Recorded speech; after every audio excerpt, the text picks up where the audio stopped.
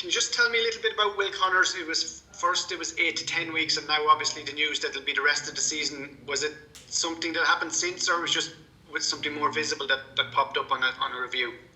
Yeah, pretty much that. It was. We weren't sure until we went to see the specialist, and the specialist obviously had an investigation and found out a little bit of loose cartilage and various other things need tightening up, and if not, it was going to be a consistently reoccurring injury. So better get it done now and get him sorted so that he could have a good crack at pre-season and into next season. So hugely frustrating for him. He's worked so hard and been so diligent in his rehab, but it's a setback. But he's a very upbeat guy. I spoke to him today, and he's my new assistant defence coach anyway. So he'll be made good use of. Very good. Just to ask you about the match at the weekend. The try that you guys conceded, obviously you want to hold out for the whole match, but do you think that you probably won't concede another try like that all season, and that if you were telling lads 100 times it's not as effective as conceding in a match that you went on to win? Is it valuable in that way?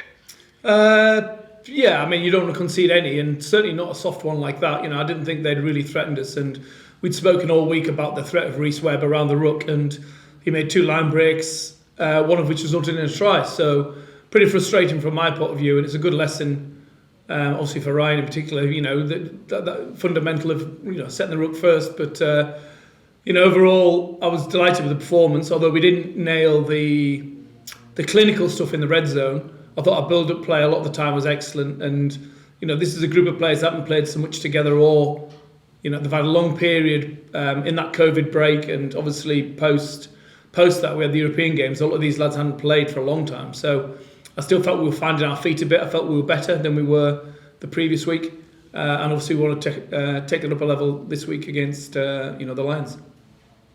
And finally, just about the Lions this week, I saw the highlights of their game, their last game out. What did you make of that? Do you do a full assessment of that game? Like, do you watch it a couple of times with the team or do you spend a lot of time on their weaknesses, or is it more about just getting your own game right? It's a bit of both, really. I mean, we definitely spend a lot of time on ourselves and making sure we've got our preparation right, because we know if we get that right, we're going to be a hard team to beat. But when you've not played a team before as much, we've played a lot, obviously, the Welsh and the Irish and the provinces, you know them pretty well. But this team we've not played before, so we went back and looked, and particularly at the results of those games right at the start of the season. When they came on that Northern Hemisphere tour, they just lost against Glasgow. It was a relatively close game against Ulster. They beat Zebra and lost against Scarlet. So they've not had a huge number of wins so far, but they're probably the most adept at coming to the Northern Hemisphere because of the size and power of their pack. Really, they play a very direct game, very good set piece, good maul.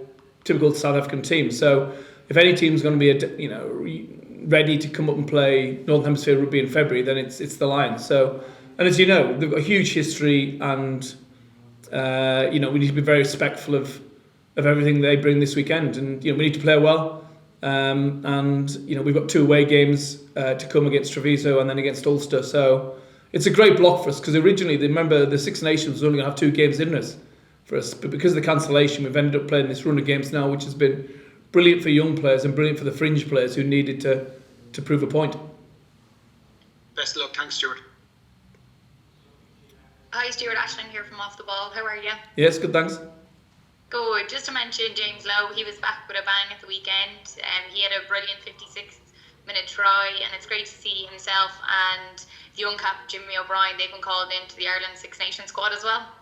Yeah, delighted for both of them, really. Obviously, Lowe's had a frustrating period with injury, and I was delighted with the try. Obviously, James's contribution was pretty significant, but what was as pleasing was our defensive set that led to it. We turned the ball over. Ross immediately saw the space on the edge. Jimmy moved to the edge, crossfield kick to Jimmy. So that transition from defence to attack, back inside to Lowe, it was just a great transition try. We scored a couple of similar tries in pre-season against Harlequins, and it was great to do it, and obviously great for Lowe to get that confidence and see that smile on his face again. And I'm really delighted for Jimmy. I think he's more than deserved it. I thought he was excellent in the European game against Bath. and he's continued that form. He's such a versatile player, can play any position really in the back line. He's got speed endurance, great kicking game, really good game understanding now. So yeah, he deserves his call up, and I think it's probably the first time for him. So yeah, super excited for him. And just so far this season overall, you've won 7 out of 9 matches. How happy are you with how things have been going? Yeah, no, I mean, obviously, you want to win every game. The games we've lost have been close games, but they still the ones that hurt the most clearly. And we've got some tough games to come. It's been a difficult season with the COVID break that we had. Around Christmas time, the games are getting cancelled. But it's, as I said before, it's just great to get a consistent run of games now, particularly for that fringe group of players. So I felt we were okay against Cardiff, lost in the last play. We were better against Edinburgh. I thought we were better again against the Ospreys. And obviously this week we want to put another good performance in because it leads into 2 very tricky away games in Treviso and obviously up at Ulster. Brilliant, Stuart. Thanks so much. Hi, Stuart. How are things? Yep, good, thanks. Just picking up on the James Lowe point there. He's back in Ireland camp now, and he's going to have to wrestle the jersey back off Mac Hansen, who's had a great opening 2 games in his Ireland career. How tough of a battle will that be for James? Yeah, I mean, Mac Hansen, was a serious threat against us when we played Connacht first time round. So I think everyone in the Leinster squad very much rates and respects him for sure. And there's nothing he's done that would say he's let Ireland down in any way, shape or form. So it's a tricky, there's Balakoom as well up at Ulster. I think has been excellent. Jordan Lammers sat there as well. Who's on the fringes. Andrew Conway's played very well. So it's becoming a real position of strength now. Jimmy's in there. It's a tricky selection decision, but a good one for Ireland, I think, and for Andy in particular, because Lowy brings something that probably other players don't have. Obviously, he's got a tremendous left boot, but he's got an ability to break tackles and create opportunities where others perhaps can't. He's got that physicality, so you can use him as a ball carrying threat in your starter plays. He brings an infectious energy to the team, and he's just got the X factor that's very hard to coach, really. If he doesn't get his opportunity this week, it'd be perfectly understandable for sure. But to have him back in camp, he'll be trying to put a marker down. They'll have another fallow week, a break week, or they'll have a training week anyway. And all roads then will lead to Twickenham, and that'll be a fascinating selection, obviously, when that comes around. Absolutely. And just last for me, with Will Connors now out for the rest of the season and Dan Levy still working on his rehabilitation, obviously you've incredible talent in your back 3. But is there any concern about your depth there?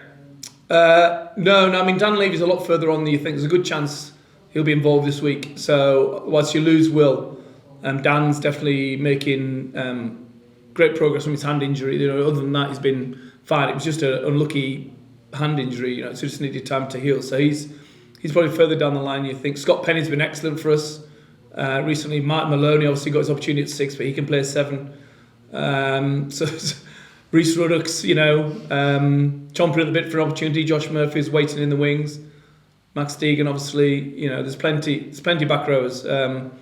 It's disappointing for Will for sure, but a great opportunity for the others now.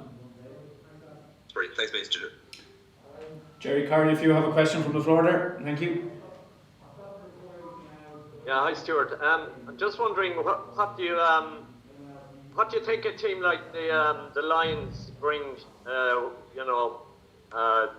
That brand of South African rugby. I mean, there's 3 teams in there, but I'm just wondering what your view of. Did they bring a different type of game with them when they come over? Yeah, they're all different in their own ways, but they're all similar, if that makes sense, because they're all got very big athletes, certainly in the pack. So their strength, if you like, comes from their power, but also they've got pace on the outside. So what they try and do is obviously narrow you up with the power game to expose you on the edges and use their wingers to finish the tries off. They'll be very good on maul, scrum, and all the contact pieces. So defensively, like most South African teams, they defend generally with the wingers high. So they'll come and try and stop us playing. You know, so it's up to us. You know, we'd be, I guess, man for man, probably slightly smaller than them, but it's up to us to play the Leinster Rugby that we know we can play, keep the tempo of the game high, and hope for a dry night. Thanks, Stuart. I might just ask one, Yeah, Marcus. yeah, if fire that's away, okay. Michael, you're okay. Yeah. Just when you're talking there about James Lowe and Mac Hansen, they're obviously guys who didn't learn the rugby in Ireland. How important is it for a team to have people who kind of think about the game differently, just through not being conditioned, schools, academy, province? How important is that to a team, lads who are just not thinking the same as everyone else? Yeah, no, I think diversity of opinion and personality is really important in a team. So I think it exists in coaching teams as well. You know, one of the advantages here at Leinster is we've got obviously myself from England, Robin from Wales, Felipe from Argentina, Leo from Ireland. You know, and that sort of diversity definitely helps. And having different personalities in the group as well. So you definitely don't want everyone to think and act the same way.